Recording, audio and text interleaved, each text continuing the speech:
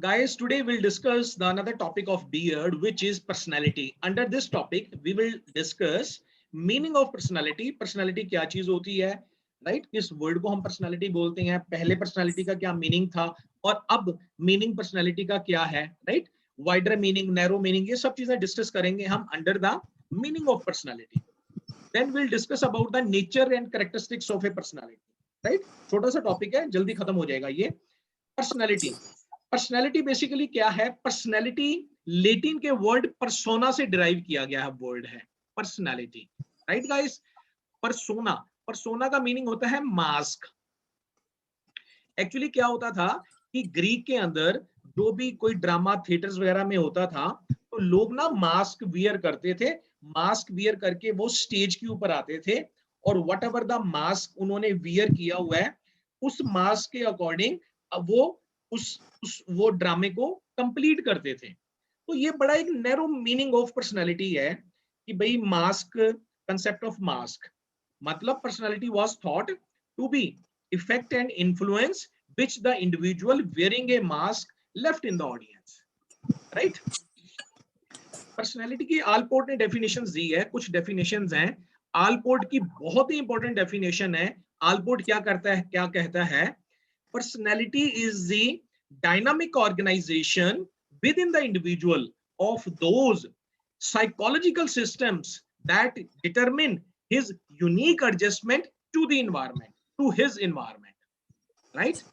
मतलब आलपोर्ट ये कहते हैं कि पर्सनालिटी इंसान के अंदर, पर्सन्स के अंदर वो डायनामिक, पहली बात स्टैटिक नहीं कहा है, डायनामिक, जो चेंज होती रहती है, राइट? वो चेंज हो रही है, वो चेंज होने वाली वो एक ऑर्गेनाइजेशंस है उस साइकोलॉजिकल सिस्टम्स की, मतलब उसकी थॉट, उसकी ओपिनियन, उसका उसका किसी को नजरिया देखने का, सोचने का, बिलीफ सिस्टम, उन सारों का एक डायनामिक ऑर्गेनाइजेशन है जो डिटरमिन करता है उसकी unique adjustment to his environment. बड़ी ही इंपॉर्टेंट है, याद रखनी है बच्चे, right? Personality is the dynamic organisation within the individual of those psychological system that determine his unique adjustment to his environment. Okay, कटेल या कैटल भी बोल देते हैं. ये क्या बोलते हैं पर्सनालिटी की डेफिनेशंस के बारे में? ये कहते हैं personality is that which permits a prediction of what a person will do in a given situation. कहते हैं पर्सनालिटी का मतलब ये है कि भाई पहले से ही प्रिडिक्ट कर लेना. अगर हमें किसी की पर्सनालिटी मालूम है तो हम प्रिडिक्ट कर सकते हैं कि ये पर्सन किसी भी गिवन सिचुएशंस के अंदर ये वर्क करेगा, राइट? और वुडवर्थ ने तो बड़ा ही सिंपल कह दिया, सिंपल वर्ड में बोल दिया है और सारी ही एक्सप्लेन कर दिया है पर्सनालिटी की सभी चीज. कहते हैं personality is the quality of individuals total behaviour. जो इंडिविजुअल का टोटल बिहेवियर होता है वही पर्सनालिटी है. जो इंडिविजुअल का बिहेवियर है वही टोटल, इंडिविजुअल्स टोटल बिहेवियर वही पर्सनालिटी है. अब टोटल बिहेवियर जो होता है गाइस, इसके अंदर कोवर्ट और ओवर्ट दोनों बिहेवियर आ जाती हैं, राइट? मतलब एक तो कॉन्शियस बिहेवियर हो गया पर्सन्स का और एक हो गया सबकॉन्शियस और सब अनकॉन्शियस बिहेवियर भी. वो सारा का सारा बिहेवियर आ गया, राइट? वो पर्सनालिटी है. Okay, then we discuss. अब हम इस पर्सनालिटी को ना सम अप करते हैं. अब हम समझते हैं पर्सनालिटी है क्या चीज है, राइट? डेफिनेशंस हमने उसकी कर ली है.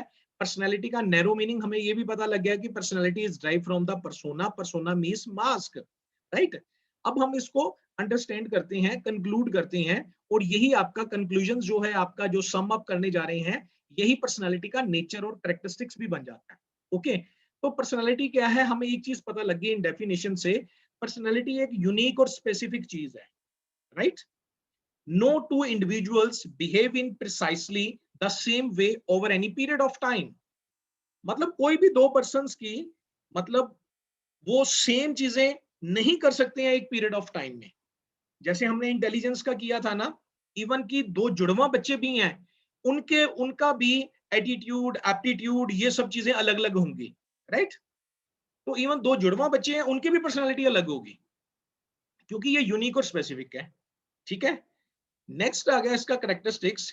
The characteristics of personality is a self consciousness, मतलब इंसान को खुद के बारे में पता लगता है, खुद के बारे में वो अवेयर होता है, उसकी एक नॉलेज बन रही है, और वो जो नॉलेज है उसकी वो पर्सनैलिटी का पार्ट बन जाती है ना, सेल्फ कॉन्शियसनेस।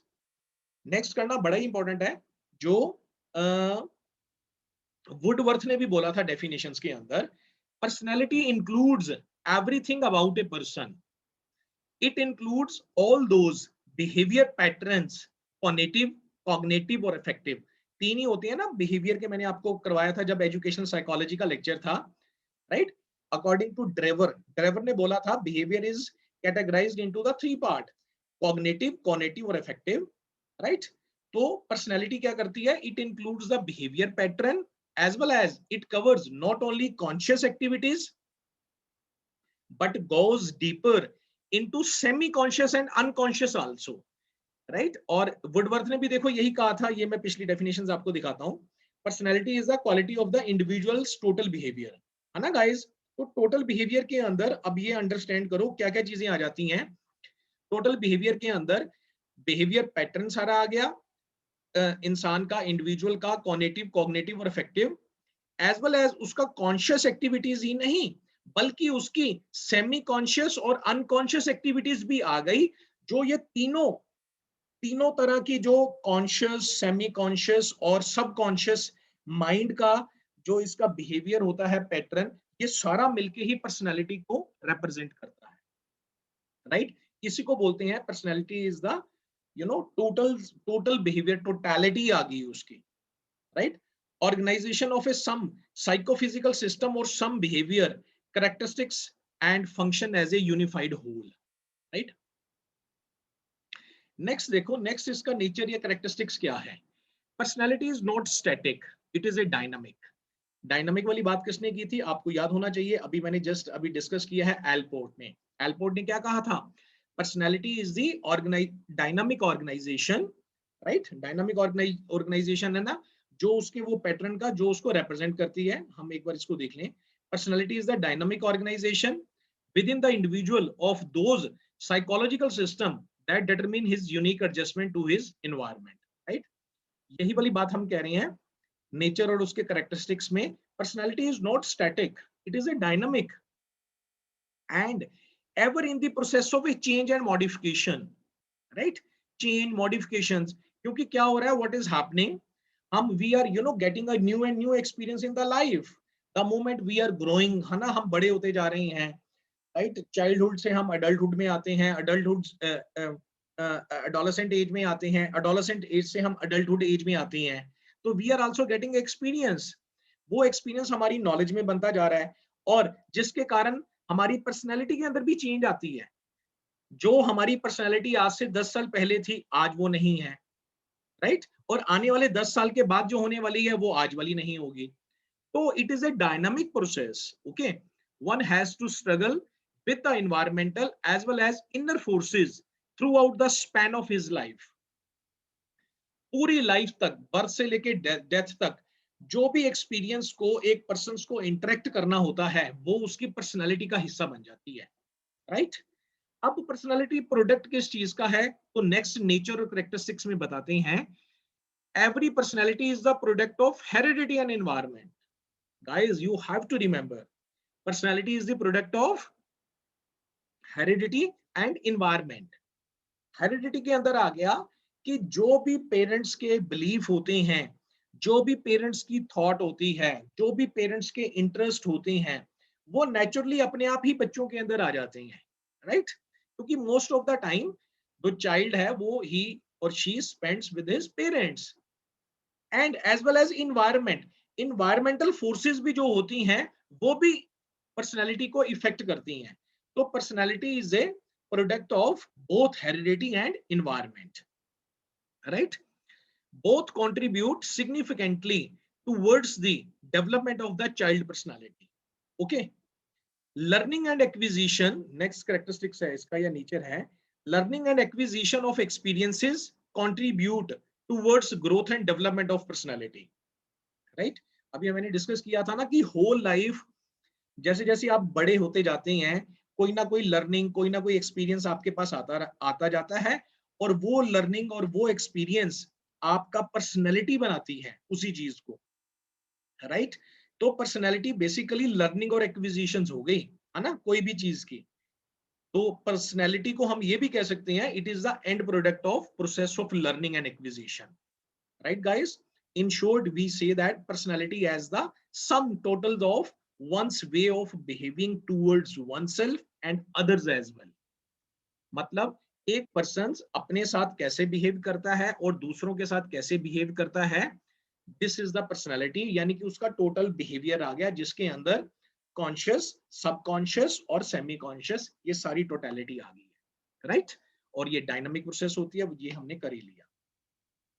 नेक्स्ट अब हम बात करते हैं डिटर्मिनेंट्स ऑफ पर्सनैलिटी। मतलब कौन सी वो चीजें होती है जिससे पर्सनैलिटी इन्फ्लुएंस्ड होती है, राइट? तो अभी हमने किया था नेचर और प्रैक्टिस्टिक्स के अंदर, personality is the product of both heredity and environment, right? तो पर्सनैलिटी हेरिडिटी और एनवायरनमेंट से इन्फ्लुएंस होती है। हेरिडिटी का मैंने आपको बताया था कि जैसे जो भी हमारे पेरेंट्स की थॉट प्रोसेस होगा, उनका उनके बिलीफ सिस्टम होंगे, राइट, वो सारे के सारे बच्चों के अंदर आते हैं। लेकिन कुछ इन्वायरमेंटल फोर्सेस भी होती हैं, लाइक जैसे कल्चर आ गया, फैमिली, सोशल, सिचुएशनल, राइट? तो ये भी सारे के सारा जो इन्वायरमेंट है वो भी बच्चे की पर्सनैलिटी पे असर करता है। तो ये जो पॉइंट्स है डिटर्मिनेंट्स ऑफ पर्सनालिटी के अंडर भी आता है।